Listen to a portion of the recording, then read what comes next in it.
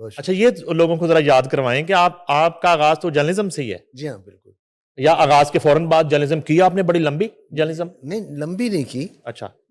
मैं जब तक दयाल सिंह कॉलेज में पढ़ता रहा तो साथ ही कोहिस्तान अखबार का दफ्तर था। अच्छा। रतन सिनेमा और सनोबर सिनेमा के बीच में हम्म। नसीम इजाज़ी साहब एडिटर थे उस वक्त। हम्म। मैं वहाँ छोटे छोटे आर्टिकल लिखता था। तो एक दिन मैं गया आर्टिकल लेके, तो मुझे उस वक्त थे अबुल हसन नकवी साहब। अच्छा। मुझे कहने लगे, मियाँ वो आपको नसीम इजाज़ी साहब याद कर रहे हैं। उन्होंने कहा ये लड़का है तो मुझे मिलाएं। हम्म।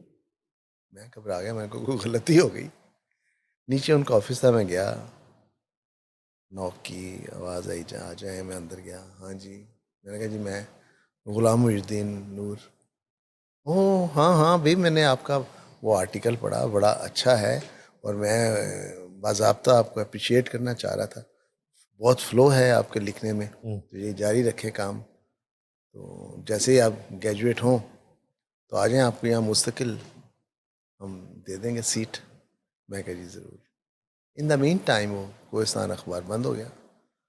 याद होगा आपको, जब सारे पकोड़े लगा लिए थे जर्नलिस्ट जितने भी थे सब ने। बहरहाल वो फिर उठ नहीं सका और मैं in the mean time film industry में एंटर हो गया सुलेमान साहब के पास। तब सहाफत का एक ही रंग होता था या उस वक्त भी रंग थे, जर्द, र- एक ही रंग सुर्ख, सर। नीला?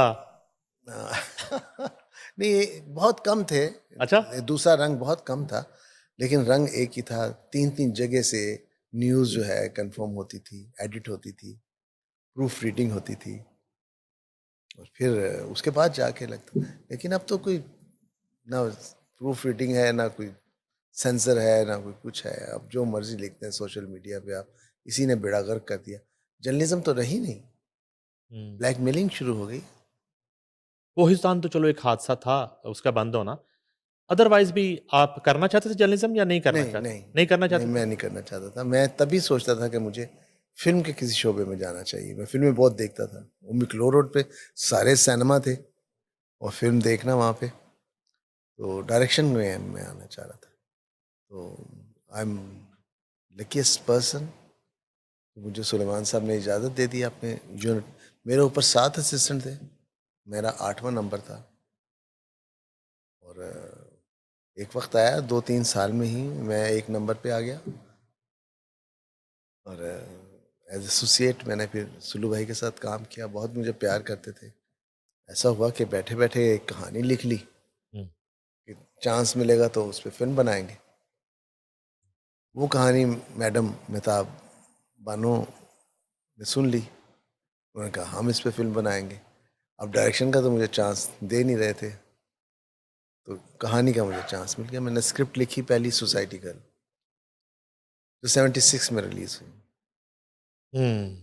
76 की बेस्ट स्टोरी राइटर का अवार्ड मुझे मिल गया। फिर चल फिर तमाम डायरेक्टर्स जितने थे सबके लिए मैं लिखता था। सब मेरे दोस्त थे, सब मुझे प्यार करते थे। मैं एक स्क्रीन प्ले का एक डिफरेंट एंगल लेके आया था टेक्निकली उसको, क्योंकि मैंने 5 साल डायरेक्शन में लगाए हुए थे। हर शोबे से वाकफियत थी। बस इस तरह फिर। अच्छा जी, जो जिन हालात से पाकिस्तान फिल्म इंडस्ट्री दो चार थी और है, उसमें तो पाकिस्तान मुतहम्मल नहीं हो सकता कि सैयद नूर जो हैं वो 4 साल ब्रेक ले लें फिल्म मेकिंग में और कोई शाकार तख्लीक ना करें, और गालबन 4 से 5 साल बाद आप दोबारा एक्शन में आ रहे हैं। एक तो वो इतने गैप की वजह आपने बतानी है, और आखिरी शम्मे ही जलाने के लिए तो ये जो इनिशिएटिव है उस पे फिर आना है हमने, हुकूमत पंजाब का। अब तो सारी की सारी नज़रें इन हुकूमती फंडेड फिल्मों की तरफ है। पूरी एक फिल्म बिनों की और फिल्म बरादरी की, और ये 28 नाम है। अब इन 28 नामों में जो है सबसे बढ़कर जिम्मेदारी जो है ना, वो आपकी तरफ ही लोग देख रहे हैं कि इन 28 नामों में सैयद नूर जो है वो क्या लग थलग करेंगे। तो पहले तो वो 4 साल आपने हमारे साथ जो ज्यादती की है उसका जरा हिसाब दें आप। नईम साहब, इसमें मेरी ये कह लें बैड लक कह लें, या मुझ पे किसी का कॉन्फिडेंस लेवल नहीं रहा, बहुत सारे अवामिल हैं जिसकी वजह से मैंने नहीं की। पहले होता था कि आपके पास थोड़ा सा सरमाया अगर है तो आप फिल्म शुरू कर लेते थे और सर्कट से आपको सपोर्ट मिल जाती थी। सारे सिनेमा वाले आपको एडवांस कर देते थे, फिल्म बनना शुरू हो जाती। अब जब तक आपके पास 5-6 करोड़ 7 करोड़ रुपया नहीं है तो आप फिल्म नहीं बना सकते। हालांकि मेरा अपना स्टूडियो है, मेरे अपने इक्विपमेंट है, सारा कुछ है, लेकिन पैसा चाहिए बहरहाल फिर भी फिल्म बनाने के लिए। तो बस यही फंड्स की वजह से था। तो अभी ये जो हुकूमत ने पुश किया है,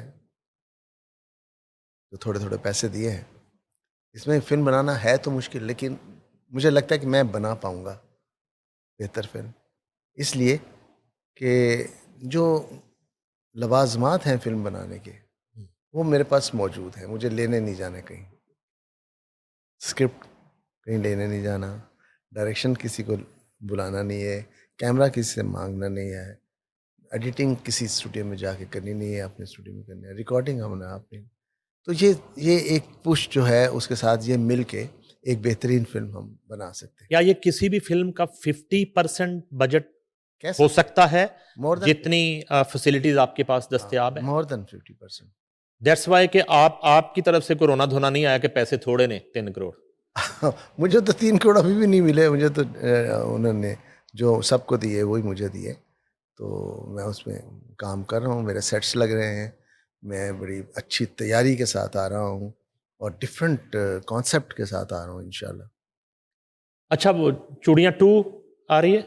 नहीं, चूड़ियाँ 2 मैंने ड्रॉप कर दी है। उसका एक देखिए, जहाँ सोशल मीडिया का आपको ज़्यादती है आपके साथ, वहाँ कुछ आपको सोचने का मौका भी वो फराहम करती है। हम्म। जो चूड़ियाँ 2 के हवाले से तबसरे हुए, लोगों के एतराज़ात आए, लोगों के किसी ने एप्रिशिएट भी किया, किसी ने, लेकिन ज़्यादातर लोगों का यही सवाल था कि क्या आप वैसी फ़िल्म बना पाएँगे? तो इसने मुझे सोचने पे मजबूर कर दिया।